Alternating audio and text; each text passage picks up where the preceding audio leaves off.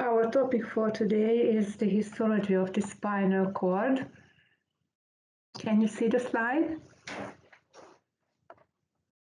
Yes. Yes, okay.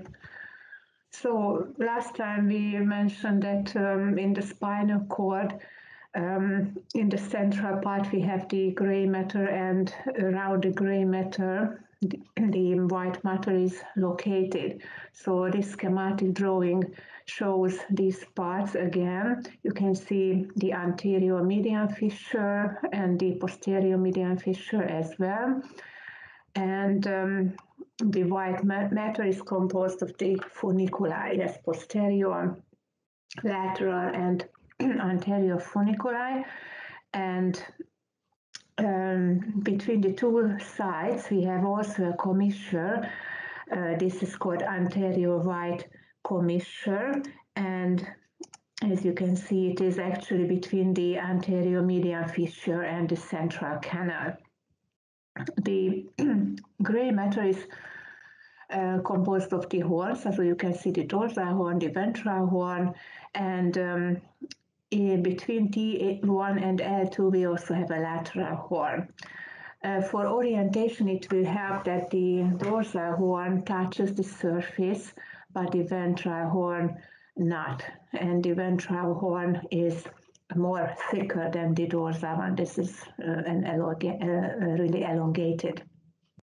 And you will also see where the nerve fibers enter and exit the spinal cord. These are the dorsal root filaments and the ventral root filaments, which form the dorsal and the ventral roots. And you will see a thickening on the dorsal root. That will be the dorsal root ganglion. And then here the two roots will unite and form the spinal nerve.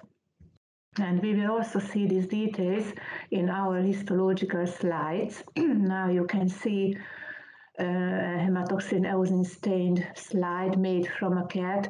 All of our slides are made from the cat, and you can see now the lumbar part of the spinal cord. And you can also recognize these details. So central canal in the middle, anterior median fissure, and posterior median sulcus. And here on the posterior side, we also have a connective tissue septum going inside, and it separates the two posterior funiculi from each other. On the surface, we will see the pia mater, which covers the surface and goes also into these fissures and sulcus. And the denticulate ligament you can also recognize on both sides.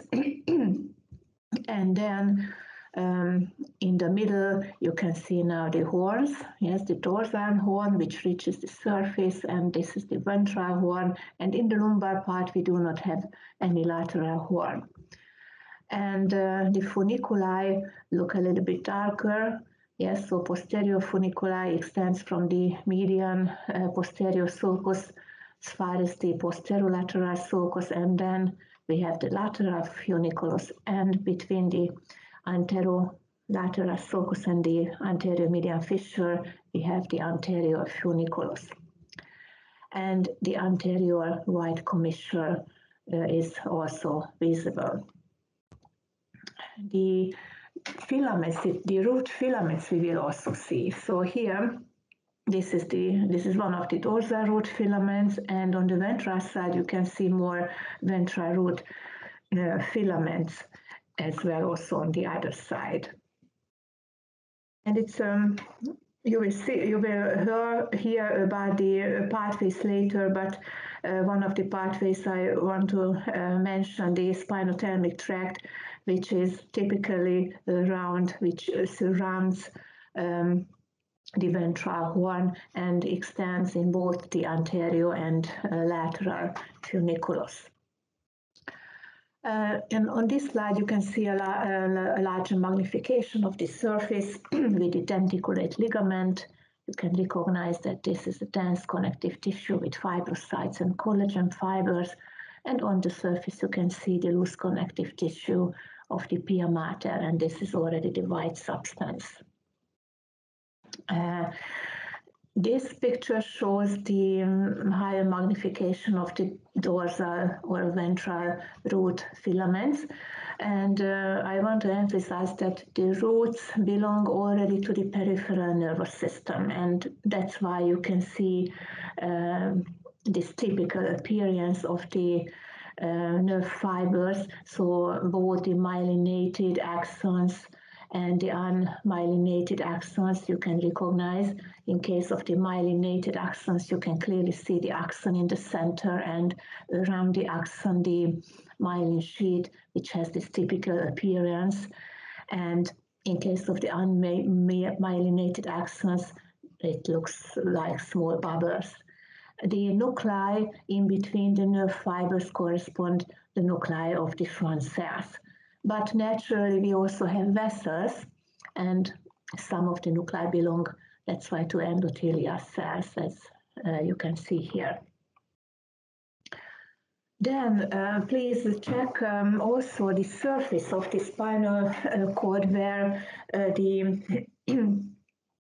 spinal cord, where the fibers enter or exit the spinal cord. So this transition is very interesting because you will see the transition not directly on the surface, but a little bit more in the periphery, in the area of the dorsal root filaments. Yes, so as we mentioned, the dorsal root filaments belong to the periphery. That's why the myelin sheet is formed by the Schwann cells.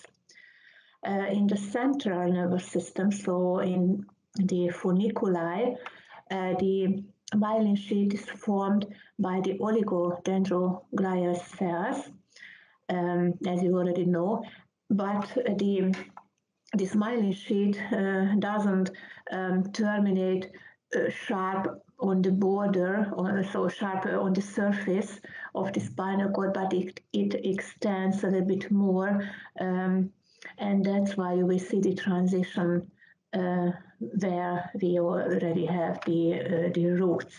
Yes, and this is clinically also important because at this transition, the neuronomas, so the Schwann cell tumors, mostly originate, as you can, so in this picture you can see how it looks like, this tumor.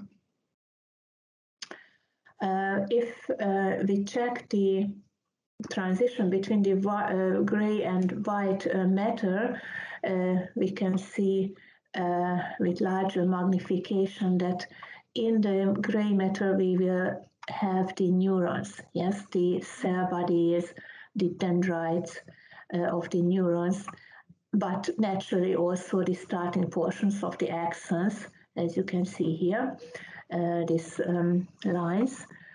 And you will also find some smaller nuclei. These belong to the glial cells. Yes, so I want to emphasize that the neurons are much larger than the glial cells. You will see the size of the neurons varies between 40 and 80 micrometers, but that of the glial cells between 5 and 10 micrometers. So these small basophilic dots correspond to the glial cells.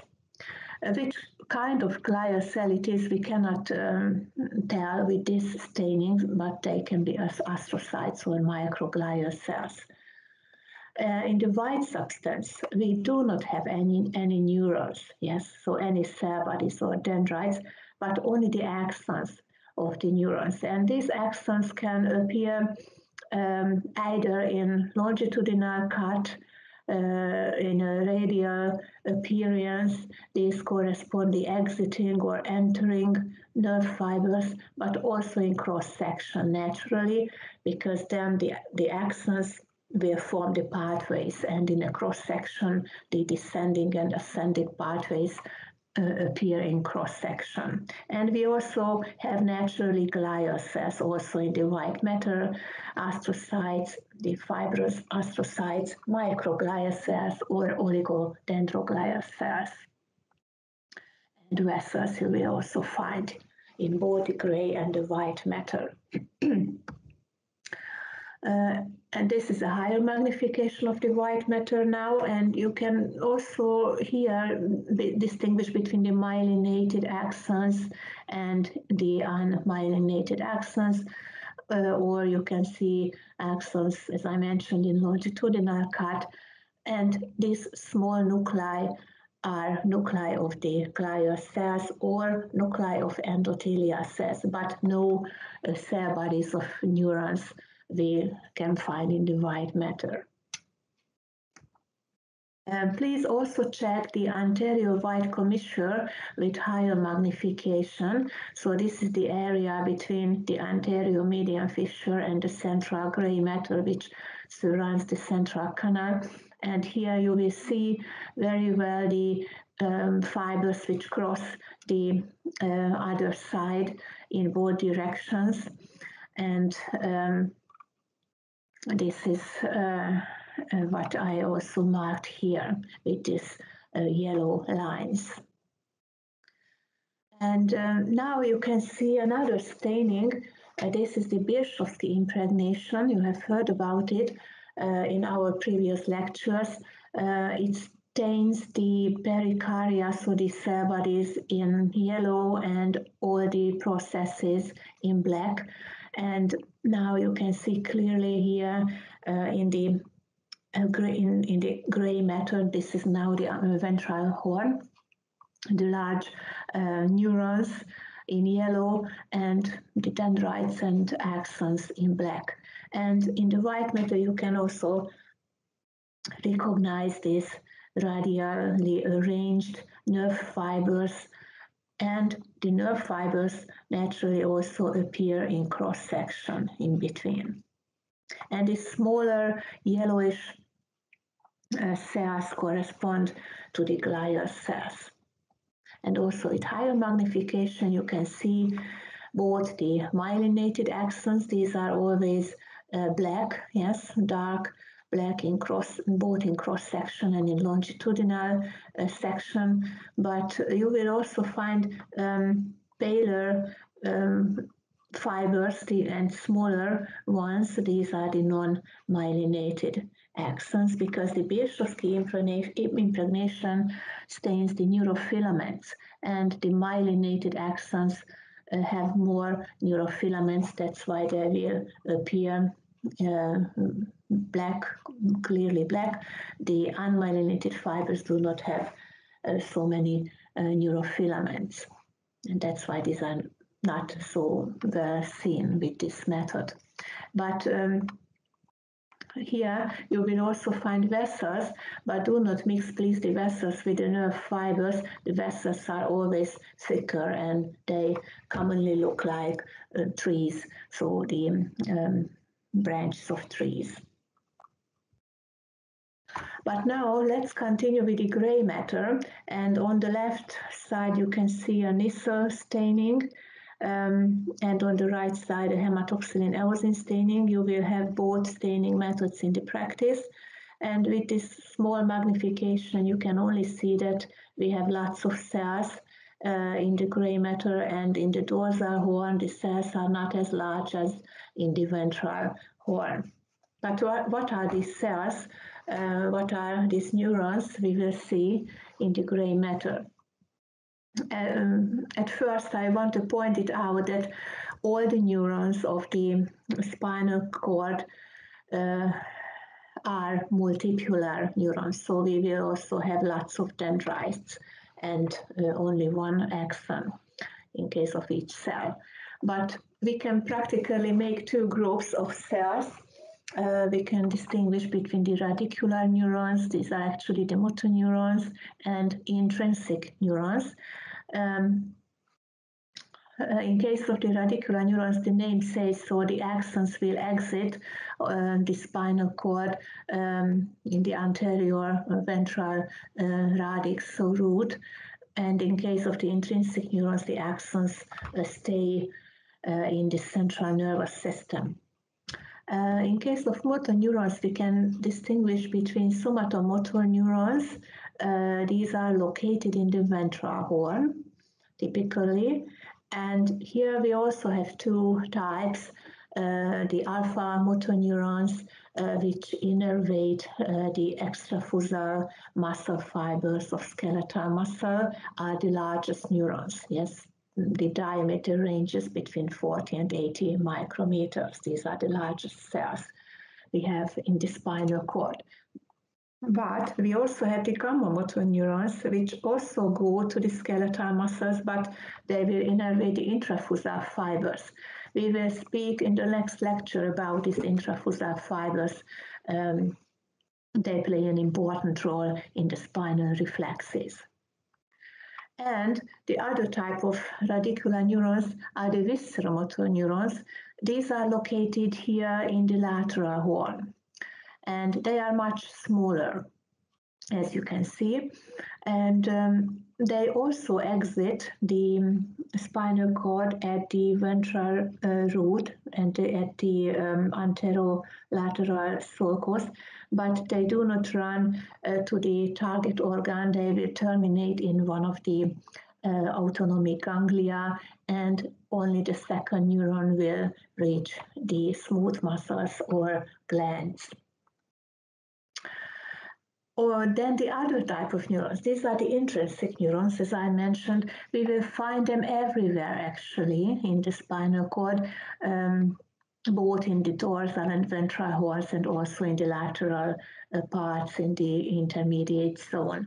Here we also can distinguish between interneurons, which means that the axons are relatively short and they mostly stay in the gray matter.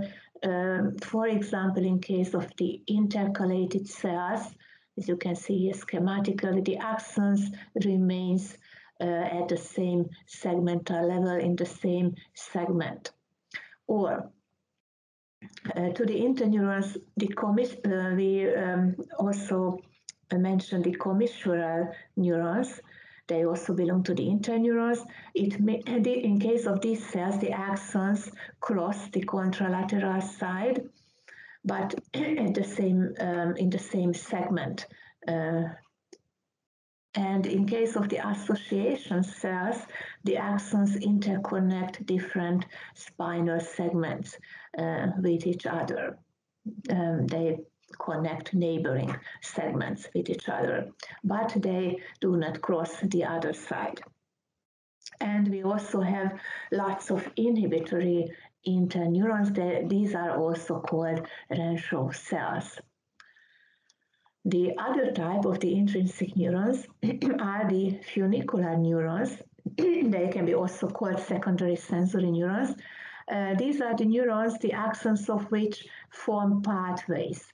So as you can see here, they can cross the other side, or they can also stay on the ipsilateral side, but the axons enter the white substance and form the ascending pathways.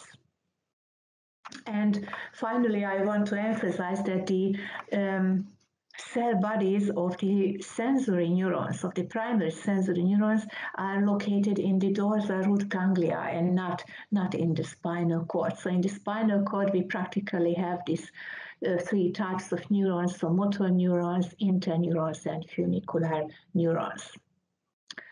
And the spinal cord, so the gray matter of the spinal cord, can be also divided into the so-called Rexed laminae. In altogether 10 laminae we can distinguish, described at first from a Swedish neuroscientist, Rexed, in 1952. And in our slides we won't clearly see the border between these segments, but the name of them are important. Yes, so at first, as you can check this schematic drawing, in the posterior horn we have the first 6 laminae. The first one is called marginal zone or posteromarginal nucleus. This is a very thin zone which reaches the surface of the spinal cord. The lamina 2 and 3 form the so-called substantia gelatinosa or Rollandos substance. Then we have the so-called nucleus proprius, at the level of 4th, 5th, and 6th laminae, and that was the posterior horn. And then the next part, the laminae 7 and 10, form the intermediate zone of the gray matter. And here we can distinguish between the so-called nucleus dorsalis. Yes, the nucleus dorsalis is actually located at the root of the dorsal horn, and this is not found in the entire length of the spinal cord, only between C8 and L3, and this is also called thoracic nucleus of Clark. Also in the intermediate zone, we have the autonomic visceral motoneurons, as I mentioned before, and they are arranged practically in two groups into the intermediomedial and intermediolateral nuclei. And the area around the central canal is called central gray substance. It corresponds to the 10th lamina. The ventral horn is occupied by the lamina 8 and 9. Here I want to emphasize that in the lamina 8 we have the so-called commissural nucleus of Lenhoschig. Here most of the neurons are commissural neurons which cross the other side. And the most important part of the ventral horn is the lamina 9. As you can see, it is located so it has a horseshoe appearance around the lamina 8, and it contains these large motoneurons. And we can distinguish also here more nuclei. We have here on the medial side dorsomedial and ventromedial nuclei, and on the lateral side dorsolateral and ventrolateral nuclei. And in the following slides, we will speak about these areas a little bit more in details. Yes, this slide shows now the posterior horn with higher magnification, on the left side with nasal staining, and on the right side with the Bischofsky impregnation. And here you can really clearly see the marginal zone on the surface, and this zone doesn't contain so many cells, but these cells are relatively large, as you can see here. And then the substantia gelatinosa follows, and as you can see in this zone, we have quite small neurons, so we have lots of small neurons, and through this zone, unmyelinated fibers travel, and this is why it looks why it has a gelatinous appearance, because these unmyelinated fibers are poor in neurofilaments, and this is what we can see with Bischofsky impregnation very well. It looks like a yellow cap on the dorsal horn. And when you can see again larger cells, then the area, and then it corresponds to the nucleus proprius already. This is about here visible. So you won't see clearly the border between these laminae, but just about you have to recognize them. Naturally, we also have glial cells, so these very small cells are always the glial cells. Some words about the functional aspects, what actually happens in the dorsal horn. The schematic drawing will demonstrate it. So at first, as you can see here, we'll enter the sensory fibers into the dorsal horn, both the somatosensory and the viscerosensory fibers. These are both myelinated or thick myelinated or thin myelinated or unmyelinated fibers according to the stimulus. So pressure, fine touch, the proprioceptive stimuli will travel with the thick myelinated fibers, as you can see this bluish line, it enters also the dorsal horn, or they can directly go upward to the brain. And we will also have unmyelinated or thin myelinated fibers entering. These carry temperature, pain, or acute touch, or visceral sensory stimuli, as you can see with this red line. And the neurons we can find here are both funicular neurons and interneurons. In this picture you can see here two funicular neurons because you can see that the axons of these neurons will enter the white substance and form for example, the spinothalamic tract. And you can see that the spinothalamic tract can both originate from the marginal zone where you have these larger cells, and also from the nucleus proprius where we have again larger cells. And this is the area about of the substantia gelatinosa where we have the small interneurons and where these unmyelinated portions of the axons go through. And one thing, some descending pathways terminate also here in the dorsal horn. Typically the monoaminergic pathways, for example the serotonergic pathways, which have an important role in pain management. As you can see here in the next on the next slide, this is only an example for this regulation for pain transmission, the so-called gate control theory, and you will see that the interneurons, so how the inhibitory interneurons can modify the transmission of the stimuli. If you follow, for example, this blue line, this is a pain fiber which then enters the dorsal horn and relays to the neuron, to the funicular neuron, which gives origin for the spinothalamic tract.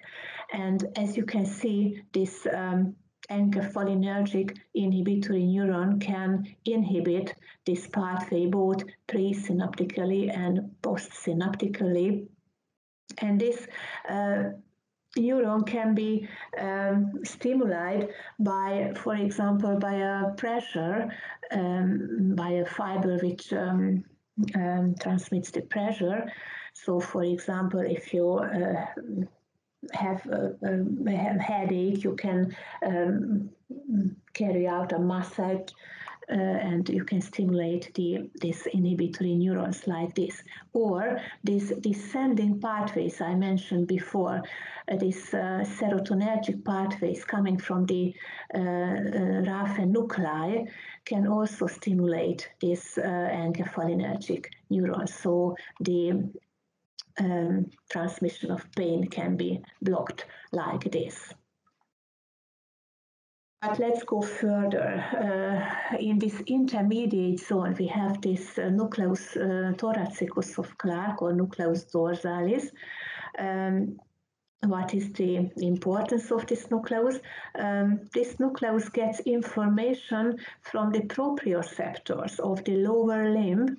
So that means from muscle, spindles, tendon organs, or joint capsules, Vater Pacini receptors, which are responsible for the sensation of body position and muscle tone. And as you can see, the first neuron is naturally located in the dorsal root ganglion, and the central process of the pseudo-unipolar cell enters the spinal cord and terminates directly here in the nucleus dorsalis.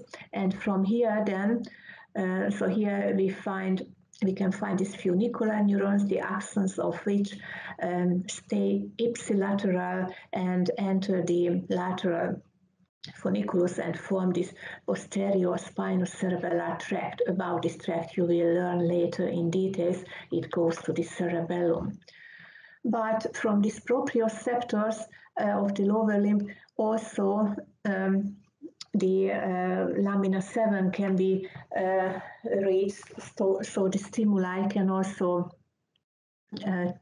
so these fibers which carries the stimuli can also terminate in this lamina 7, and from here the anterior spinothalamic tract starts, which mostly crosses the other side and ascends also to the cerebellum. But about these pathways you will learn later in details.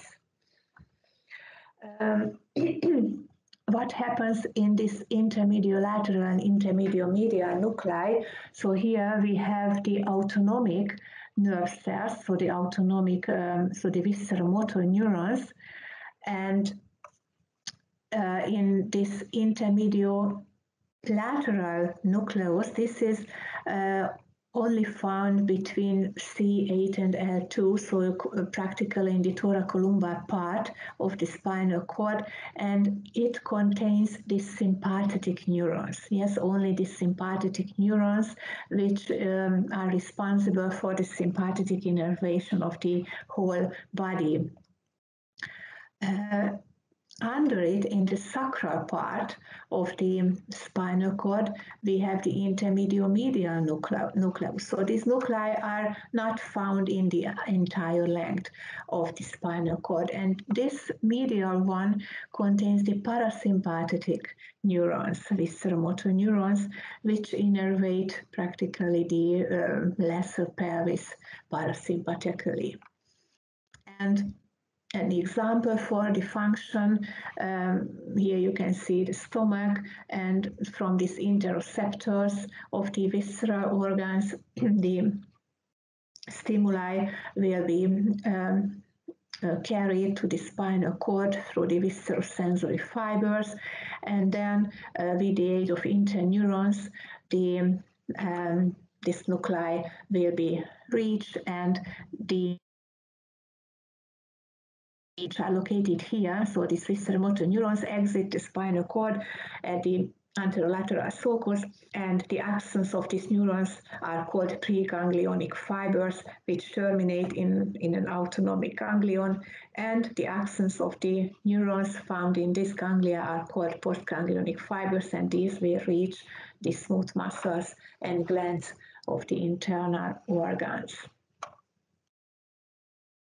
Also in the intermediate zone, we have the central gray matter around the central canal. The central canal is lined by ependymal cells. Yes, ependymal cells are a special form of the glial cells, which have also microvilli and kind of cilia toward the central canal.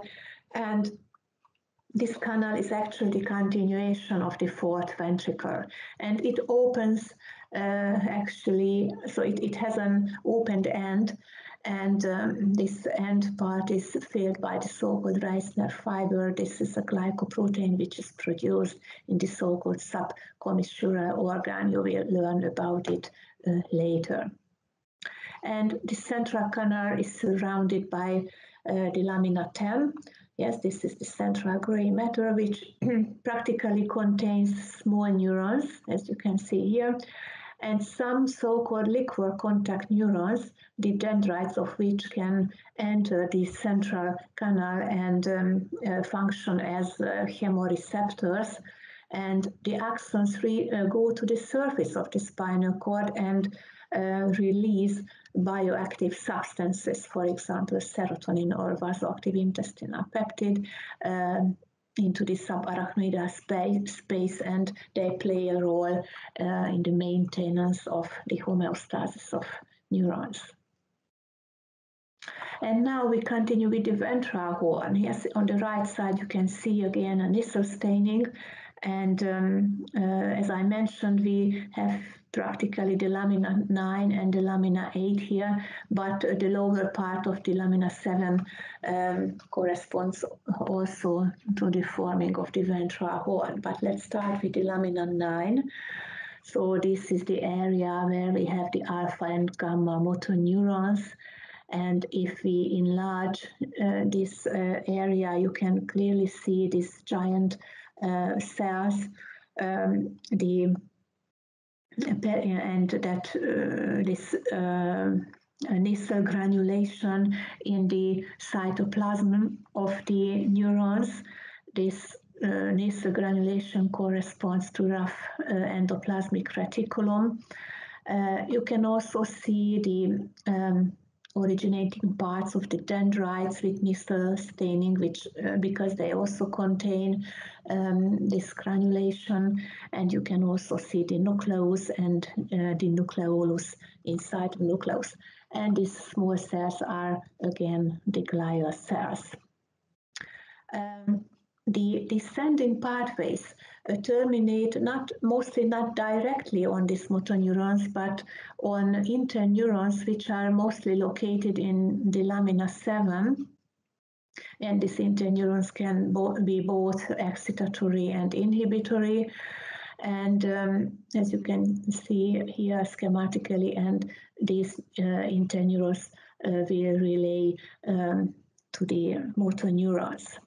And similarly to that, in the lamina 8, we also have interneurons, but as I mentioned, this is the so-called commissural nucleus. That means that the axons of the neurons, which are located here, across the other side.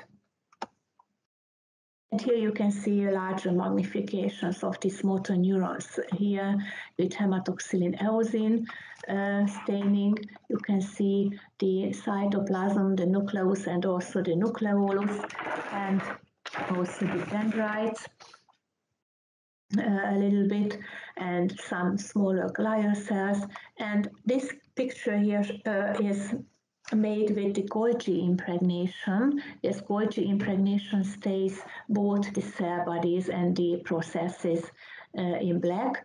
And please check then these so-called dendrite spines, so these small processes of the dendrites, which are very well visible with this staining method for the synapses.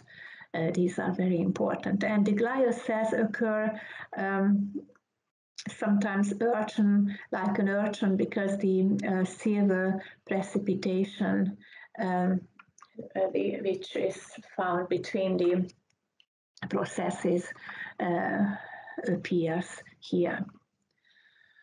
Then one thing I want to emphasize in case of the motoneurons, and this is visible with the Birchowski impregnation, you will see on the surface of the neurons with higher magnification small ring-like black ring-like structures.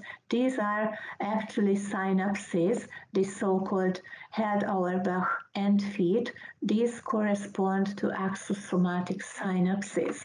And they have a ring-like appearance because, as I mentioned, the Birchowski stains the neurofilaments. And at the end part of the axons, the neurofilaments form a ring-like sling, a ring-like loop. And if we make a cross-section of this ring-like loop, then we will have these small rings on the surface of the motoneurons. And lots of synapses we have, more 1,000 synapses we have on the surface of the cells. If you counted that lots of, so for example, interneurons can terminate on the motoneurons. For example, here, as you can see, a Rancho cell which inhibits the motoneurons, but also reflex collaterals or descending pathways directly or with the aid of interneurons can also terminate on the motoneurons. So we have more thousands of synapses on the surface of a motoneuron cell. And this picture shows that the motoneurons have a somatotopic localization. That means that the muscles of the trunk are innervated by neurons located dorsomedially, or if we go further, the shoulder girdle, or in case of the lower limb, the so this starting part of the lower limb are innervated by neurons found here, ventral, medially, and then come the limbs. Yes, so the arm, the neurons for the arm are located ventral, here in the ventral side, ventral medially, and then the neurons for the forearm and the hand are found dorsolaterally here, and this is similar on the lower limb as well. And if you check it, you can also see that if you check this picture, you can also understand that there is also a difference between the flexors and extensor muscles. The neurons for the extensor muscles are located on the ventral side, and the neurons for the flexors a little bit posteriorly to it, as you can see here in this picture. Motor unit is also an important term. It means actually the number of muscle fibers and the motor neuron which innervates this muscle fibers. So as you can see, one axon can innervate more muscle fibers, and these units are different in case of the different muscles. For example, in case of a limb muscle, in case of the quadriceps femoris, for example, we have a very huge unit. That means one neuron innervates about 500 or 1000 muscle fibers. And if we compare it with the eye muscles, yes, in case of the eye muscles, one axon innervates only 5 to 15 muscle fibers. So the motor unit is very small in case if we have a fine innervation. Why it is important? Because clinically, if somewhere this motor unit is injured, so if we have a lesion of this motor unit either in the ventral horn or at the level of the roots or at the level of the spinal nerve or peripheral nerves, we have the so-called flaccid paralysis. It means that we won't have a muscle function, so paresis or paralysis. So that means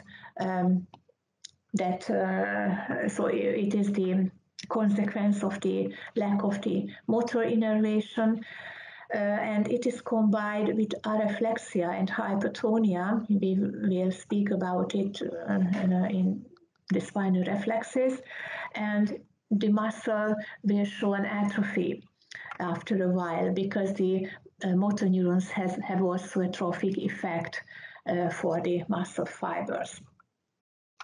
And later you will learn about it that in case of a central lesion, we have the so-called spastic palsy with an increased muscle tone. And some clinical aspects at the end. So you probably heard about the poliomyelitis. This is a viral disease caused by the poliovirus, and this virus affects the motor neurons of the spinal cord, and as a consequence, the patients will have a palsy, mostly on the leg, and as you can see, the muscle will show an atrophy as well. But nowadays, we can prevent it with vaccination. And the other severe disease is the amyotrophic lateral sclerosis or motor neuron disease. The etiology is unknown, but you can see what actually happens. The motor neurons will degenerate, and that's why, as a consequence, the muscles won't be able to function. So paresis, paralysis occur, and not only in the spinal cord, but also in the brain, the motoneurons will degenerate. Okay, so for today I'm finished, and next time we will continue with the pathways and also with the spinal reflexes. Thank you for your attention.